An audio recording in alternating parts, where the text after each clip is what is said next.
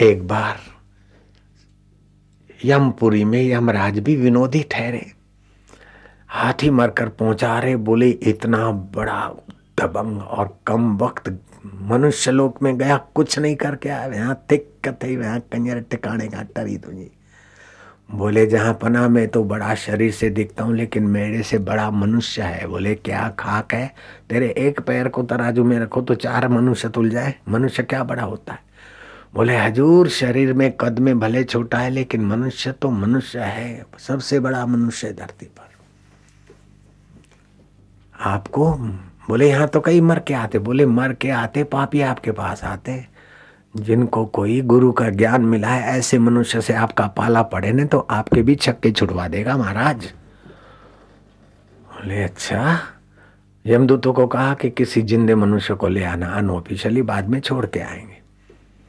यमदूत गए और किसी खड़े में जो अनाज वनाज की रखवाली करता, कोई 32 वर्ष का जुआन लेटा था। यमदूतों ने चारों ने 4 खाट के पाए पकड़े और संकल्प किया। यमदूतों ने खाट पे सोए हुए जवान को उठाया, ऊपर की हवाएं लगी। उस मनुष्य ने देखा ही क्या है, देखो कि भयंकर जमदूत।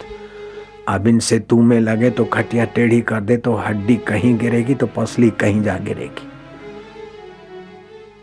50,000 60,000 गज ऊपर आ गए और वहां से जरा भी लुढ़क गए तो क्या हाल होता है।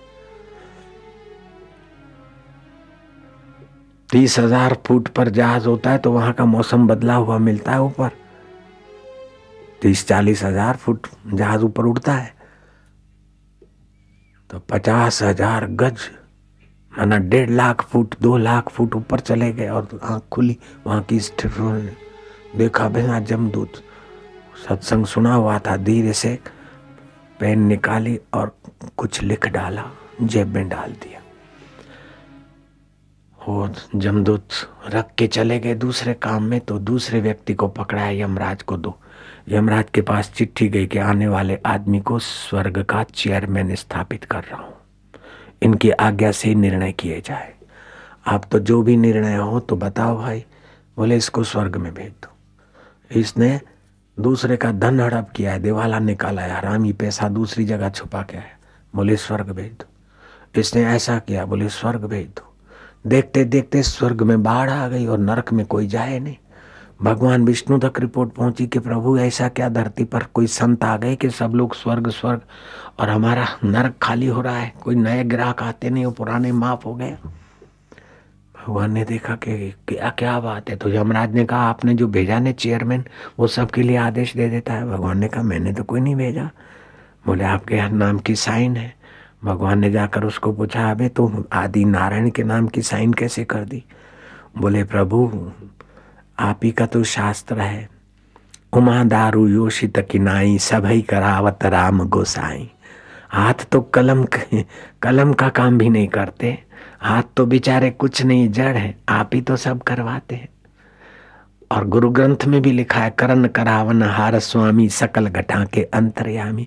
ये आप ही ने साइन करवाया प्रभु, मेरी क्या ताकत है, सबके हृदय में आप ही हो। बोले अच्छा,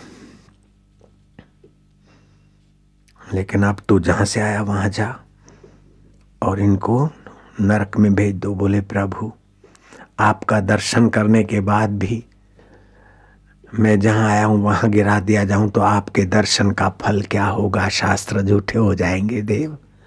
मम दर्शन फल परम अनुपा जीव पावी निज सहज स्वरूपा।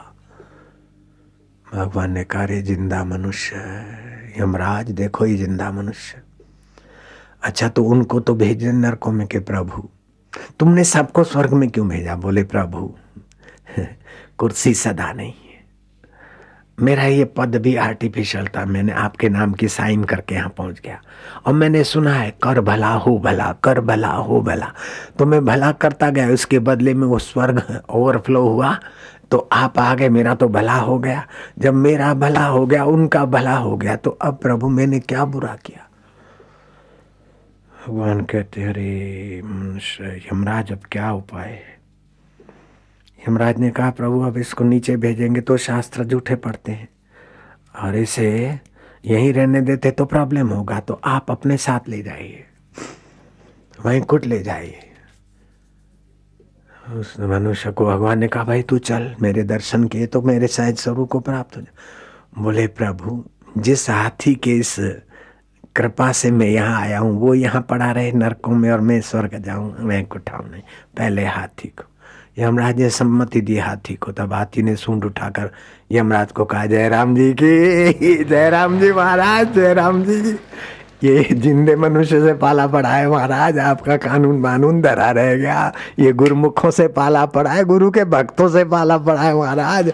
आप तो तरते औरों को तार देते, आप तो जपते दूसरों को जपा देते, आप तो मस्ती में रहते और दूसरों पर भी मस्ती छिटकाव करके कलयुग के पापों से हरा लेते हैं और दिल भगवान के आनंद से भरा देते हैं। जय राम जी की यमराज, राम राम।